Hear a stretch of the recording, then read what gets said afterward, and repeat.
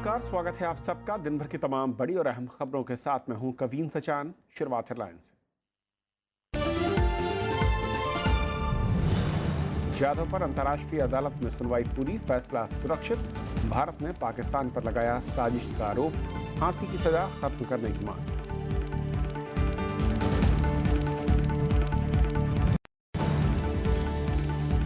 Supreme court में 3 तलाक के बाद निकाह हलाला और बहुविवाह पर भी होगी सुनवाई। नहीं मानी एक साथ सुनवाई की अपील।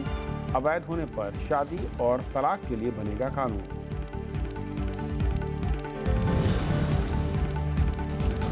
साइबर अटैक का भारत पर नहीं गंभीर असर, सूचना प्रौद्योगिकी मंत्री का दावा। नेशनल इंफॉर्मेटिक्स सिस्टम सामान्य, दूसरे देशों में भी खतरा हुआ कम।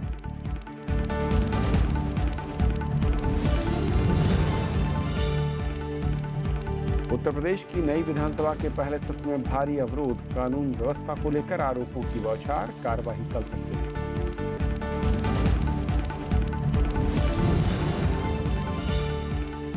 भारी परमाणु हथियार ले जा सकती है उत्तर कोरिया की नई मिसाइल, 4500 किलोमीटर मारक क्षमता का दावा, रूस ने की निंदा।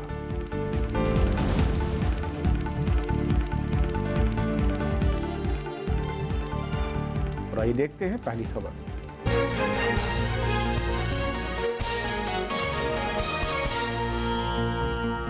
कुलभूषण जाधव मामले में अंतर्राष्ट्रीय न्यायालय ने सुनवाई पूरी कर फैसला सुरक्षित रख लिया। भारत ने अपना पक्ष रखते हुए आशंका जताई कि सुनवाई पूरी होने से पहले ही जाधव को पाकिस्तान में फांसी दी जा सकती है। भारत के वकील हरीश साल्वे ने कहा कि पाकिस्तान ने जाधव को अवैध तरीके से हिरासत में रखा है और उन्हें कानूनी मदद नहीं मिल रही और न ही राजनयिक संपर्क की इजाज़त है। यह वियना संधि और मानवाधिकारों का उल्लंघन है। भारत ने जाधव से मिलने और उन्हें फांसी की सजा पर रोक लगाने की अपील की। भारतीय नौसेना के पूर्व अधिकारी कुलभूषण जाधव की पाकिस्तान में मौत की सजा पर हैग स्थित अंतर्राष्ट्रीय न्यायालय में सोमवार को सुनवाई हुई। In that request, India states that the alleged violation of the Vienna Convention by Pakistan has prevented India from exercising its rights under the convention and has deprived Mr. Jadhav from the protection accorded under the convention. विदेश मंत्रालय के अधिकारी दीपक मित्तल और VD Sharma ने मामले को प्रशासनिक रूप से पेश किया। उन्होंने कहा कि पाकिस्तान की कैद में बंद कुलभूषण जाधव को किसी भी प्रकार की कानूनी सहायता लेने से रोका गया। ये वियना कन्वेंशन और मानवीय परंपराओं के भी खिलाफ है। India was informed on 25 March 2016 that an Indian national was allegedly arrested on 3 March 2016. India, on that very day, sought consular access to the said individual. The request did not evoke any response. On 30 March 2016, India sent a reminder reiterating the request for consular access at the earliest. Despite a number of such reminders for consular access sent by India, there has been no response and all these requests fell on deaf ears. वहीं counsellor Harish Salve ने कानूनी रूप से भारत के पक्ष को रखा। उन्होंने कहा कि सुनवाई पूरी होने तक जाधव के खिलाफ मौत की सजा को रोका जाए। हरीश साल्वे ने कहा कि पाकिस्तान के रवैये से भारत को शक है कि कुलभूषण जाधव के मामले में तथ्यों को छुपाया जा रहा है। इस कारण वो अंतर्राष्ट्रीय न्यायालय में सुनवाई पूरी होने के पहले ही जाधव को फांसी दे सकता है। Availability of a right to seek a clemency is not relevant. This is particularly so in the facts and circumstances of the case where any right for clemency is really illusory. It is therefore absolutely imperative that the order to prevent irreparable prejudice, this court would indicate provisional measures to be in place until such time as India's application can be heard and decided by this court. Bharat के वकील हरीश साल्वे ने कहा कि पाकिस्तान में हाल के दिनों में ऐसे 18 लोगों की अपील की अवधि पूरी होने के पहले फांसी पर चढ़ा दिया गया है। यही वजह है कि भारत की मांग है कि भारतीय अधिकारियों को जल्द से जल्द कुलभूषण जाधव से मिलने की इजाजत दी जाए। And therefore, sir, on behalf of the Republic of India, Mr. President and esteemed members of the court, I beseech you that please put in place, please indicate provisional measures that A, the government of Islamic Republic of Pakistan take all measures necessary to ensure that Kulbhushan Sudhir Jadhav is not executed. B, that the government of the Islamic Republic of Pakistan report to this court. Bharat ने ये भी कहा कि पाकिस्तान ऐसे मामलों में कई बार संयुक्त जांच की मांग करता है, जो महज दिखावा है। भारत ने कहा कि पाकिस्तान पहले संपर्क करने दे और बाद में संयुक्त जांच की पेशकश करे। भारत को उम्मीद है कि अंतर्राष्ट्रीय न्यायालय बेशर्त कुलभूषण जाधव से संपर्क और फैसले आने तक उनकी मौत की सजा स्थगित रखेगा। अखिलेश सुमन, राज्यसभा टीवी।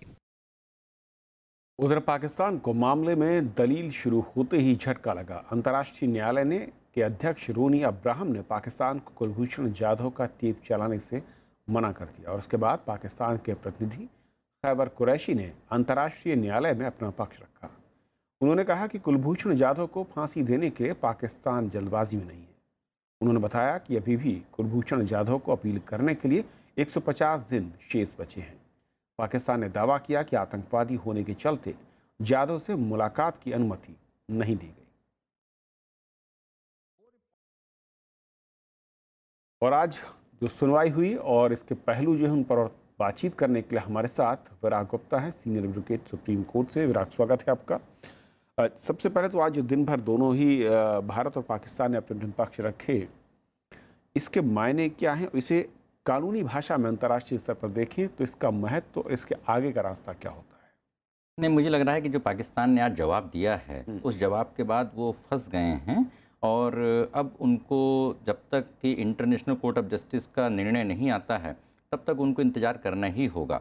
उन्होंने बोला है कि 150 दिन अभी अपील के लिए पीरियड है और भारत ने ऐसे साक्ष्य रखे जिसमें बताया है कि 18 लोगों को अपील पीरियड के पहले ही उन्होंने सज़ा दे दिया है। तो अब जब रिकॉर्ड में आ गया है कि 150 दिन अपील के हैं तो उस अपील पीरियड के पहले पाकिस्तान अगर जाधव को अगर फांसी देता है तो मैं समझता हूँ कि अंतर्राष्ट्रीय जगत में बहुत बड़ा बदनामी का सबब बनेगा और वो ऐसा नहीं करेंगे।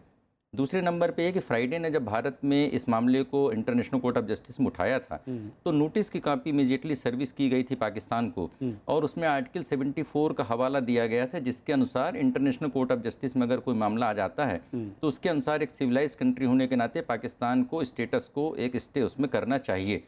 तो अब इस पूरे मामले में जब पाकिस्तान के पक्ष ने आज अपनी बहस रख दी और अभी तक उन्होंने ये स्पष्ट नहीं किया कि फांसी हमने नहीं दिया है, तो अब वो 150 दिन तक इसमें मुझे नहीं लगता है कि वो इसमें किसी भी तरह की जल्दबाजी करेंगे।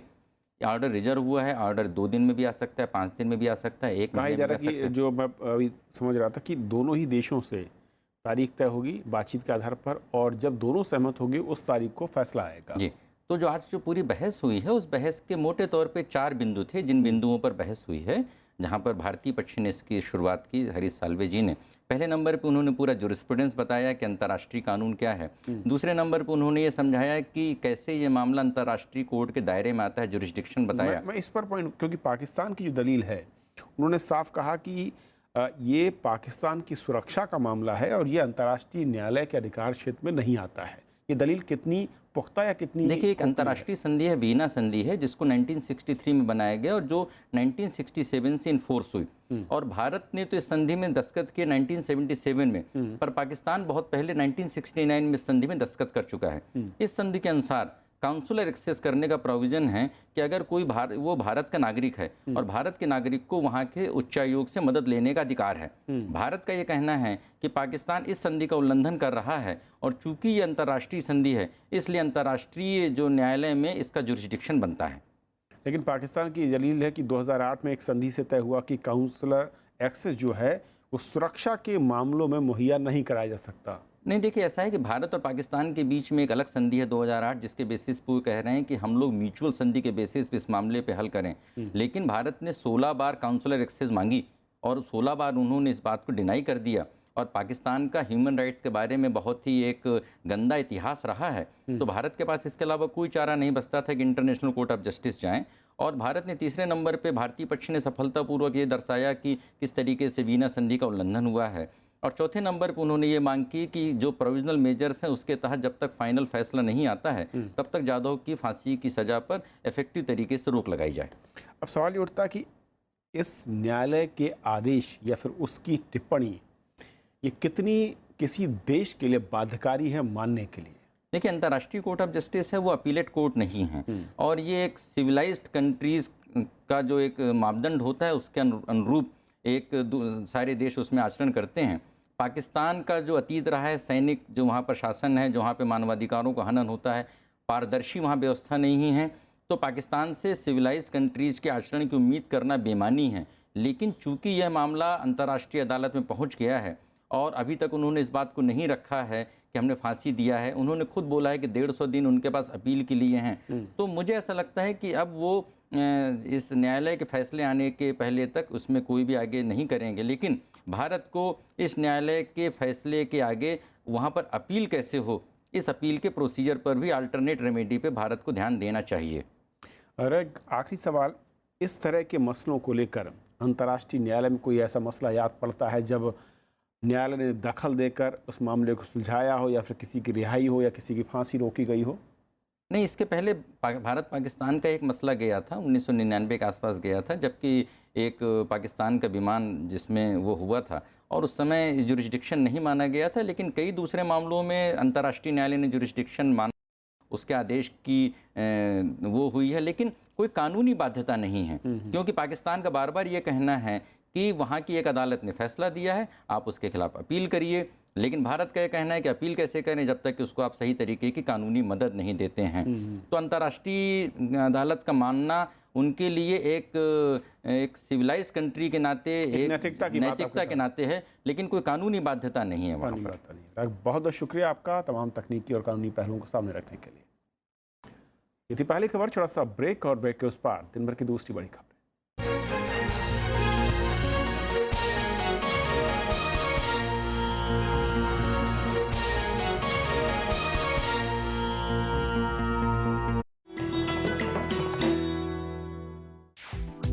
विजय लक्ष्मी पंडित संयुक्त राष्ट्र महासभा की पहली महिला अध्यक्ष, देश की पहली महिला कैबिनेट मंत्री, भारतीय संविधान सभा की सदस्य, लोकसभा में फूलपुर सीट की नुमाइंदगी, संयुक्त राष्ट्र मानवाधिकार परिषद में देश का प्रतिनिधित्व। विजय लक्ष्मी पंडित के नाम है उपलब्धियां अनेक। नेहरू परिवार की ये सदस्य है देश की सफलतम राजनीतिज्ञों में से एक।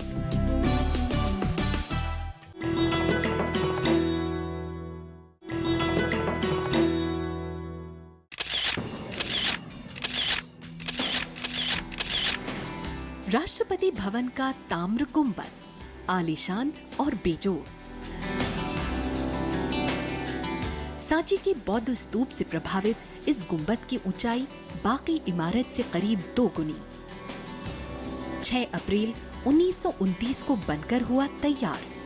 ये शानदार गुंबद राष्ट्रपति भवन की स्थापत्य कला और खूबसूरती को लगाता है 4 चांद।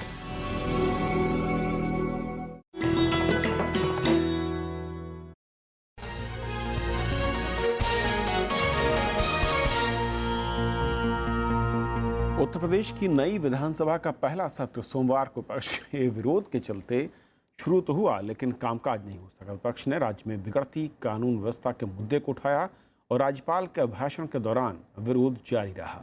आखिरकार सदन की कार्रवाई मंगलवार सुबह 11 बजे तक के लिए स्थगित करनी पड़ी। यूपी में 17वीं विधानसभा के पहले सत्र के पहले दिन विपक्ष के अवरोध के चलते महज 6 मिनट ही कामकाज हो सका। समाजवादी पार्टी, बीएसपी और कांग्रेस के विधायकों ने राज्यपाल के अभिभाषण के दौरान विरोध जारी रखा। विपक्ष के सदस्य सभापति की कुर्सी तक पहुंच गए। आखिरकार स्पीकर ने अभिभाषण पर धन्यवाद प्रस्ताव पढ़कर कार्यवाही मंगलवार तक के लिए स्थगित कर दी। माननीय श्री राज्यपाल मनोज श्री राम नायक जी द्वारा यहाँ पधारने और अभिभाषण करने के लिए उन्हें धन्यवाद देता हूँ। विधान परिषद में भी विपक्ष ने कार्यवाही नहीं चलने दी। विपक्ष का आरोप है कि यूपी में बीजेपी सरकार बनने के बाद से कानून व्यवस्था खराब हुई है। विपक्ष ने हाल ही में सहारनपुर और संभल समेत तमाम जगहों पर हुई हिंसा की निष्पक्ष जांच की मांग भी की। डकैती ये घटनाएं इतनी बढ़ गई हैं कि जनता पूरा त्रस्त हो गई है। किसानों के साथ बिल्कुल धोखा किया गया है। पिछड़े और मुसलमानों का घनघोर अपमान किया जा रहा है, उत्पीड़ित किया जा रहा है। ऐसे समय में राज्यपाल का अभिभाषण का जुड़तोड़ विरोध से सभी दलों ने विरोध किया है। सहारनपुर में जहां एसएसपी सुरक्षित नहीं है, उनके घरों में भारतीय जनता पार्टी के सांसद के नेतृत्व में उनको बंधक बना लिया जाता है, उनका पैर तोड़ दिया जाता है, लेकिन सरकार ने अब तक कोई कार्रवाई न करके इस बात का संकेत दिया है कि उत्तर प्रदेश में कानून व्यवस्था नाम की कोई चीज आज बची नहीं रही है। इधर बीजेपी ने विपक्ष के रवैये पर निराशा जताते हुए कहा कि विपक्ष कानून व्यवस्था के मुद्दे पर आत्मनिरीक्षण करे। आज जो भी सदन के अंदर हुआ बहुत दुर्भाग्यपूर्ण है, बहुत निंदनीय है, जनता का अपमान है, लोकतंत्र का अपमान है। हम तो समाजवादी पार्टी और कांग्रेस और बसपा को इतना ही कहेंगे कि ये सरकार लंबे समय तक रहने वाली है, क्योंकि ये जनता की सरकार है। आदत डाल लीजिए, आदत पड़ जाएगी। विधानसभा का मौजूदा सत्र 22 मई तक चलेगा और इस बीच सदन की 6 बैठकें होनी हैं। इस दौरान जीएसटी बिल भी पेश होना है, लेकिन विपक्ष के रुख को देखते हुए सदन में कामकाज के आसार कम ही हैं। Bureau report, Rajya Sabha TV. Supreme court फिलहाल सिर्फ 3 तलाक पर विचार करेगा। निकाह, हलाला और बहु प्रथा पर बाद में सुनवाई होगी। तीनों पर एक साथ सुनवाई की केंद्र की अपील के बाद कोर्ट ने बात कही है। वहीं केंद्र ने कहा कि अगर 3 तलाक को अवैध ठहराया जाता है तो केंद्र एक नया कानून बनाएगा। सुप्रीम कोर्ट में 3 तलाक पर सोमवार को सुनवाई के दौरान अटॉर्नी जनरल मुकुल रोहतगी ने केंद्र सरकार का पक्ष रखा। उन्होंने 3 तलाक के साथ निकाह, हलाला और बहु विवाह प्रथा पर एक साथ विचार करने की अपील की। सुप्रीम कोर्ट ने कहा कि वक्त की कमी की वजह से फिलहाल 3 तलाक पर सुनवाई होगी। भविष्य में निकाह, हलाला और बहु विवाह पर फैसला लिया जाएगा। केंद्र ने कोर्ट को बताया कि अगर 3 तलाक को असंवैधानिक ठहराया जाता है तो वो मुस्लिमों में विवाह और तलाक के लिए नया कानून बनाएगा। अटॉर्नी जनरल ने कहा कि तलाक का धर्म से कोई संबंध नहीं है, ये मानवाधिकार का मामला है। उन्होंने कहा कि कई मुस्लिम देशों में भी इस प्रथा को अवैध करार दिया गया है। I think the Attorney General was trying to convey that they were, or the state is against talaq per se. All forms of divorce will go, and if all forms of divorce go, then you will have to bring in legislation. I don't think that's a very sensible idea. Supreme court गुरुवार से 3 तलाक पर सुनवाई कर रहा है। शुक्रवार को कोर्ट ने 3 तलाक को शादी तोड़ने का सबसे बुरा तरीका बताया था। रविंद्र सिंह शोरान, राज्यसभा टीवी। देश की सबसे बड़ी साइबर सुरक्षा एजेंसी सर्चिन ने कहा है कि उनके पास रैंसमवेयर के अटैक की कोई औपचारिक शिकायत नहीं आई है। वहीं आईटी मंत्री रविशंकर प्रसाद ने कहा कि दुनिया भर में हुए साइबर अटैक का भारत पर कोई गंभीर असर नहीं पड़ा। खबर है कि आंध्र प्रदेश के 100 पुलिस स्टेशन और कुछ कंपनियों की साइट पर साइबर अटैक हुआ। वहीं पश्चिम बंगाल से भी ऐसी शिकायतें हैं। शुक्रवार को रूस और ब्रिटेन समेत 150 देशों में 2 लाख से भी ज़्यादा कंप्यूटर में हैकिंग हुई। रैंसमवेयर अटैक को अब तक का सबसे बड़ा साइबर हमला बताया जा रहा है। जो पैच सिक्योरिटी सिस्टम होता है उसको इंस्टॉल किया जाए, तो उसको इंस्टॉल करने से बहुत ही एक प्रकार से मजबूती मिली है। फिर भी आईटी विभाग, बाकी विभाग मिलकर इस पर पूरा नजर रखे हुए हैं और मुझे अभी तक इस बात का संतोष है कि भारत पर इसका कोई विशेष प्रभाव बहुत नहीं पड़ा है। लेकिन हमारी तैयारी, हमारी मॉनिटरिंग और हमारा कोऑर्डिनेशन तीनों चल रहा है। बिहार के मुख्यमंत्री नीतीश कुमार ने कहा है कि सरकार को राष्ट्रपति पद के चुनाव के लिए आम सहमति बनाने के प्रयास करने चाहिए। उन्होंने कहा कि अभी तक यही परंपरा रही है।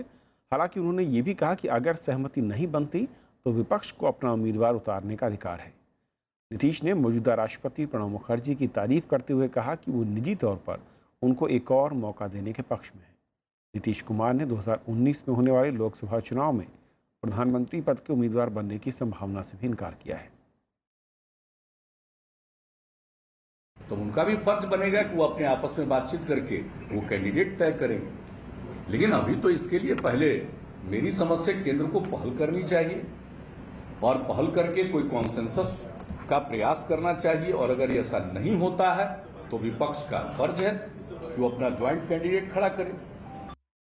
प्रधानमंत्री नरेंद्र मोदी ने देश में नदियों की स्थिति को लेकर चिंता जाहिर की और नर्मदा नदी के संरक्षण के लिए उठाए जा रहे कदमों की तारीफ की है। वो आज अमरकंटक में नर्मदा सेवा यात्रा के समापन कार्यक्रम में शामिल हुए। प्रधानमंत्री नरेंद्र मोदी सोमवार को मध्य प्रदेश के अमरकंटक में नर्मदा सेवा यात्रा के समापन कार्यक्रम में शामिल हुए। यहां उन्होंने नर्मदा मंदिर में विशेष पूजा अर्चना की। इस मौके पर प्रधानमंत्री नरेंद्र मोदी ने देश में नदियों की स्थिति पर चिंता जताई और उनके संरक्षण पर जोर दिया। हिंदुस्तान में कई नदियां हैं, नक्शे पर निशान है, पानी का नामो निशान नहीं है। नर्मदा सेवा यात्रा की सफलता, ये सफलता भी सरकार की ताकत के भरोसे नहीं हुआ है, ये जनता जनार्दन की ताकत के भरोसे हुआ। समारोह में मध्य प्रदेश सरकार की ओर से नर्मदा संरक्षण के लिए रोड मैप जारी किया गया। नदी की कैचमेंट एरिया में 6 करोड़ पौधे लगाने और किनारे बसे 18 शहरों में वाटर ट्रीटमेंट प्लांट बनाने का ऐलान किया गया। मध्य प्रदेश के मुख्यमंत्री शिवराज सिंह चौहान ने पिछले साल दिसंबर में नर्मदा सेवा यात्रा की शुरुआत की थी, जो कई शहरों और इलाकों से होते हुए नर्मदा उद्गम स्थल अमरकंटक में पूरी हुई है। Bureau report, Rajya Sabha TV. Odisha और मणिपुर में राज्यसभा की 2 सीटों पर उपचुनाव के लिए आज नामांकन का काम पूरा हुआ। ओडिशा में सत्ताधारी बीजेडी की ओर से आज प्रताप केशरी देव ने नामांकन किया।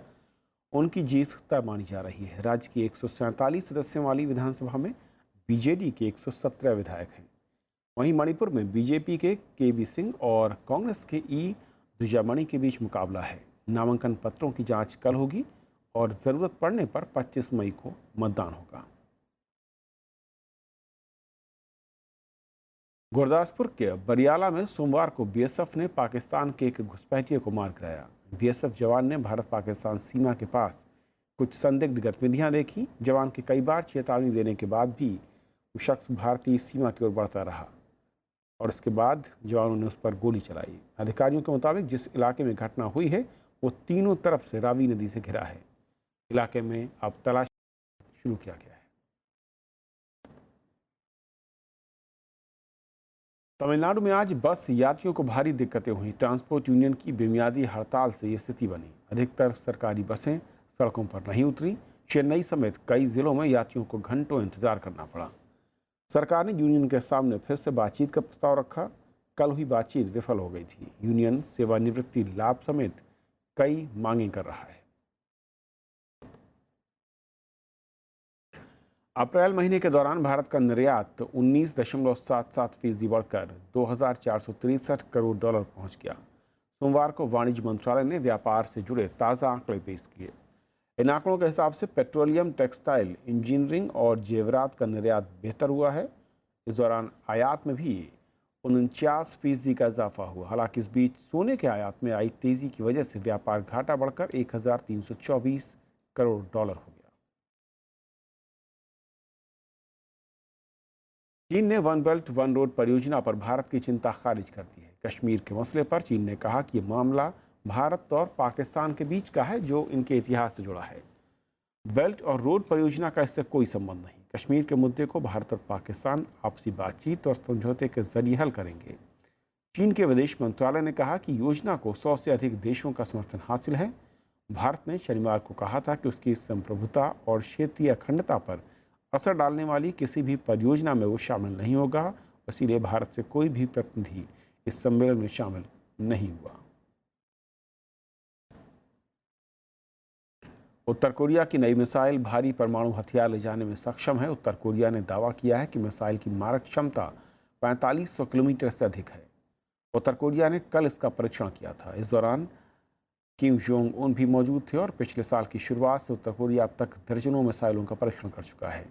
दक्षिण कोरिया के राष्ट्रपति मून जाए-इन ने परीक्षण की निंदा की। उन्होंने कहा कि उत्तर कोरिया का रवैया बदलेगा तभी बातचीत मुमकिन है। उधर रूस के राष्ट्रपति पुतिन ने परमाणु परीक्षण को खतरनाक बताया है। उन्होंने कहा कि हम परमाणु ताकत को बढ़ावा देने वालों के खिलाफ हैं। हालांकि उत्तर कोरिया को डराने की जगह उससे बातचीत पर उन्होंने जोर दिया।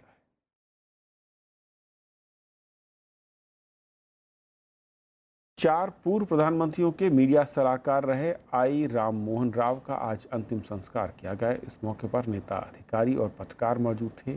शनिवार को गुड़गांव के एक अस्पताल में उनका निधन हो गया था। वो 83 साल के थे। उन्होंने 50 के दशक में सूचना सेवा से करियर की शुरुआत की। वो राजीव गांधी, वीपी सिंह, चंद्रशेखर और पीवी नरसिम्हा राव के मीडिया सलाहकार रहे। खबरों के आज के सफर में इतना ही। नमस्कार।